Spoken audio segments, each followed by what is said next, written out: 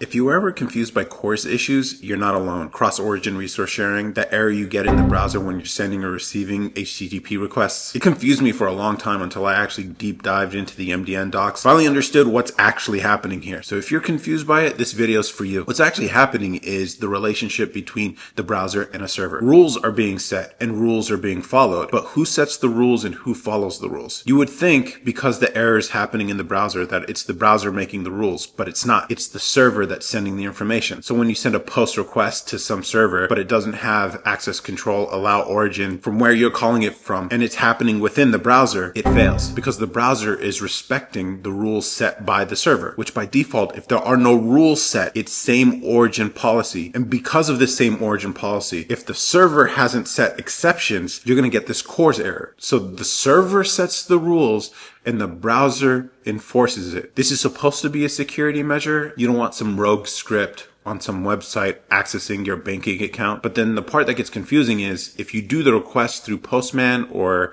a curl request, it works just fine because it's technically server to server communication, in which case it's up to each party to enforce the rules themselves, which is why you don't run into those errors when you test your API through Postman. This is literally a problem with just browsers. And you'll notice it's not for every request. If it's a GET request, usually simple requests that aren't that complicated, it'll go just fine. When you're sending information, what happens is there's an options request to establish the relationship. And in this pre-flight is when the check of the headers and the access control allow origin is actually determined. And if that isn't met, then the following request, which is the post request you were trying to make, does not go through. And that's why you get the error. There are ways around this though. You could run a proxy, an intermediary server that acts on behalf of your app that's running through the browser. So your request from the browser goes to your proxy server and the proxy server relays it to the server you're trying to hit, and then the return happens as well. That way it's actually server to server communication and it doesn't have this issue with same origin policy restrictions. And because it's your proxy, you can validate browser requests to your server.